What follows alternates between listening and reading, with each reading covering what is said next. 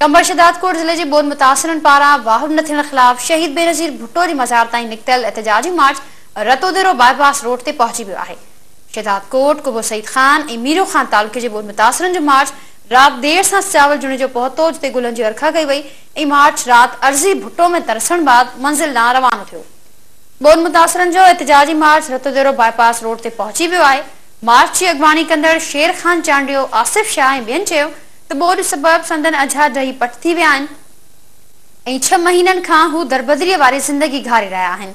उन्हनि चयो त मक़ामी NGOs वारा राशन ॿोॾ मुतासिरनि में विरहाइण बदिरां पाण हड़प करे रहिया आहिनि। ॿोॾ मुतासिरनि चयो त शहीद बेनज़ीर भुट्टो जे मज़ार ते पहुचण खां पोइ धरणो हयो वेंदो ऐं मुतालबा तस्लीम न थियण ताईं जारी रहंदो।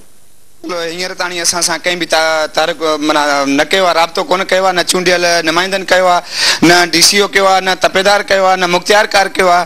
ऐं असांजो लॉन्ग मार्च कल्ह जीअं शहदादकोट में निकितो 24 कलाक गुज़री चुका आहिनि, 24-25 कलाक हींअर ताणी असां सां कंहिं बि राब्तो न कयो आहे त तव्हां बुखायल उञायल पंहिंजा बच्चा विल ते छॾे आया हो त असांखां ग़लती थी वई आहे, जा असांखां तव्हां विसरी विया हो, वरी असां तव्हांखे यादि कयो आहे। ऐं अॼु ताणी हिनमहिल ताणी 24-25 कलाक गुज़री विया आहिनि, कंहिं बि असां सां राब्तो न कयो आहे। असां फिलहाल टालपुर के खटाए मोकिलियो आहे त असां हीअ अमानत मोहतरमा बेनज़ीर भुट्टो जी हाणे तोखे था सौंपियूं, हीअ असां वोट तोखे ॾेई वरी ऐवान में असेंबली में मोकिलियूं था।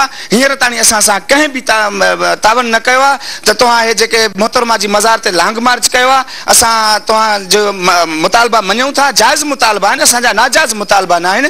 असांजा बच्चा बुख था मरनि, असांजा बच्चा विल ते सुता पिया आहिनि त 20,000 जेके हिननि पहिरियां ऐलान कयो उहे अञा काफ़ी हज़ारनि माण्हुनि खे कोन मिलिया आहिनि। असांजो 3 ॾींहं असांजो उते बुख हड़ताल आहे, जेकॾहिं अञा बि मिलण कोन आया त असां उन जो दायरो वधाए सघूं था। मुतालबा त असांजा घणा आहिनि, पर असां अर्ज़ु इहो कयूं त ट्रोड़ी बंदि जे टुटण जे करे जेके असांजा लखे माण्हू दरपदर थिया आहिनि उन्हनि जी हिन वक़्त ताईं जेका का सहायता न थी आहे।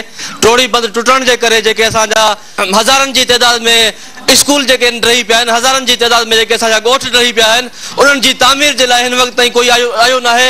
ऐं ट्रोड़ी बंदि जे टुटण जे करे जेके असांजो इक़्तिसादी नुक़सानु थियो आहे, जेके असांजा फ़सुल तबाह थी विया आहिनि, उन्हनि जे लाइ हिन वक़्तु असांजे लाइ कुझु न थियो आहे। ऐं ट्रोड़ी बंदि टुटण जे करे जेके असांजा हज़ारे ॻोठ, असांजा हज़ारे शहर तबाह थी विया आहिनि, उन्हनि जी जेको आहे सो नए सिर तामीर जे लाइ हिन वक़्तु ताईं असां वटि कोई न आयो आहे। हे जेके मुख़्तलिफ़ NGOs आहिनि ॻोठाणनि खे का शइ न ॾेई रहिया आहिनि, न जेको आहे सो फंड ॾेई रहिया आहिनि। हीअ जेको वतन कार्ड जो ऐलान थियल हो हुकूमत जे तरफ़ां, उहो वतन कार्ड जेको आहे सो असांखे न मिलिया आहिनि। पहिरीं त इहा ॻाल्हि असांखे ज़हन में हुजणु घुरिजे त हीअ जॾहिं खां माण्हू निकिता आहिनि, न को सरकार जे तरफ़ां हिननि जे को परघोर लहण लाइ तयारु आहे ऐं न ई को लोकल जेके उन्हनि सां गॾु वोट वठण लाइ वॾेरा ईंदा हुआ उहे बि हिननि जी परघोर